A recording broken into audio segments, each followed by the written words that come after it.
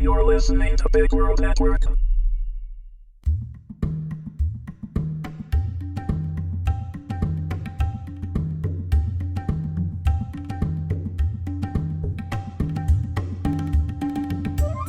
Phineas Frakture and the Curse of Steamhotep, Episode 8.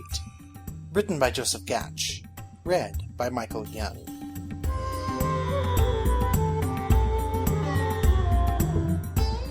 The city of New York, its citizens going about their collective lives, and completely ignorant of what transpires within its midst.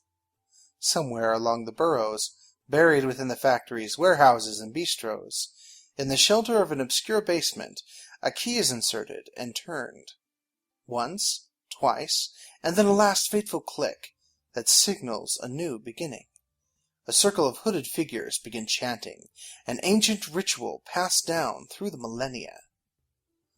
On a day where visibility was unusually clear, free from haze and smog, a disturbance was reported. A single focal point of clouds began to form and swirl. Darkness suddenly fell across a section of the city. Blocking out the sun. The wind picked up, churning around a brownstone, blowing papers, hats, and signs in a vortex that increased in speed until a visible tornadic funnel spun, held in place by unseen forces. Lightning spat sporadically, reaching out to metallic receptors around the building. People ran for cover in the vicinity, while those outside the affected area watched in awe as the spectacle unfolded. Phineas, Wilhelm, and Ishak, with the automaton's head still secure around his neck, witnessed the phenomenon from the rooftop of a building adjacent to the cafe that they had vacated to view the occurrence.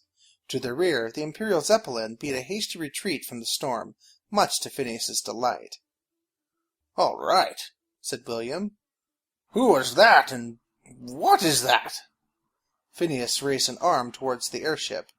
"State security, and something really bad." He finished by raising the other arm towards the storm.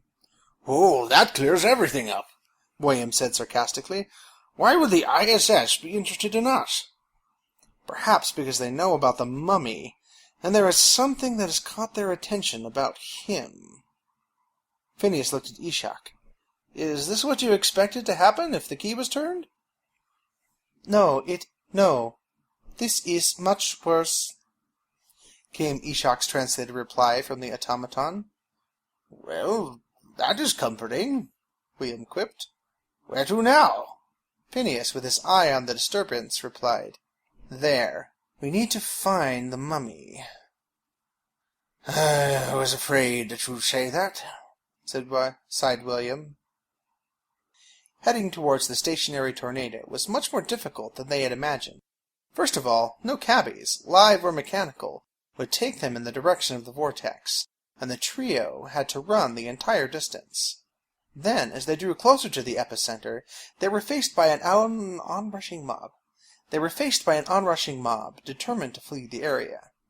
When they were approximately halfway there, the wind subsided, and slowly the mob began to stop panicking, and it was easier to cut through the throng of people. When they reached their destination, clearly discernible by the amount of debris and damage in the area, Phineas did a quick scan of the sky, looking for the Zeppelin. When nothing presented itself above or in their vicinity, Phineas decided that it was safe to proceed. As they started up the steps of the brownstone, William put his hand on Phineas's shoulder. "Wait.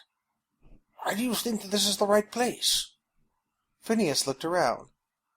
"See all of these buildings? What makes this one different from all the rest?" "They all look the same to me. All the windows are smashed, and it looks like they were beaten with flying debris." "Except this one," Phineas explained. "This one has the windows smashed out, and whereas the others are battered and the brickwork pushed inward, this one's walls distinctly bow outwards. The force of the storm originated here, and it is here where we will find our mummy." "But do we really want to find it? You heard our friend here. This is a lot worse than he expected." "If we don't find him, someone else will. If you think this is bad on its own, what do you think will happen if Grant or Victoria got their hands on him?" At least to be safe from harming the public in the government's hands. Those fops could make a simple can opener lethal. Phineas stopped, both verbally and physically, as they entered the building. As one, their heads looked up at the hole in the building, stretching from the basement up through the roof. The entire interior was gutted. Floors, walls, doors, and all furnishings were pulverized and embedded into the outer walls, creating a bizarre mosaic that spiraled downwards. Their gaze returned to the basement, where in the center of the floor lay a solitary figure, wearing a red fez. "Help me down," said Phineas, as he turned to grab hold of the ledge. William took his hand and lowered him into the basement. Once down, Phineas approached the body and turned it over. "Well, I'm pretty sure that this is the fellow who conked me." "Is he alive?" William asked. "Can he tell you where the mummy is?" "Doubtful. He's dead. His throat is crushed." "A murderer again?" "No," replied Phineas grimly. "I have a feeling that he is the one who killed Kavanaugh and his assailant. Look here." He pulled a wrench from the man's belt and held it upward towards the hole above him for William and Eshok to see. "This is the same size as the one used in the murders. It looks as if he received a taste of his own medicine." Phineas knelt down and ran his finger over the man's throat. Unlike Kavanaugh and Burke's injuries, the marks on this man's throat were flat, and without the toothed edge of the man's wrench. As he stood, Phineas looked up at the walls. "There were others here, too," he said, pointing at the long red smear circling the room. "They became part of the decor when the tornado came down." Pushed off to the side of the room, a lone table was knocked on its side. Phineas walked over to it and turned it over. There was a charred outline of a body on top of it, and pieces of melted wax and cloth stuck to it. Our mummy was definitely in this basement. "From up here, it looks like your sidewalk," stated William. Phineas growled something and shook his head.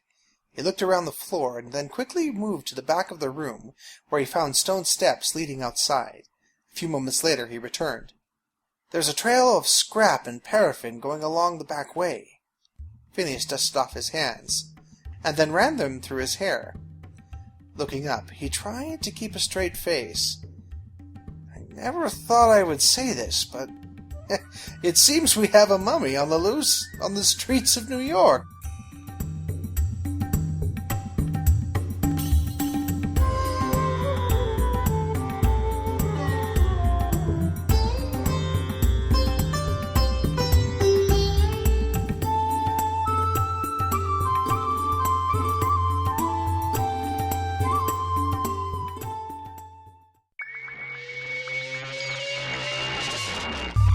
You're listening to Big World Network.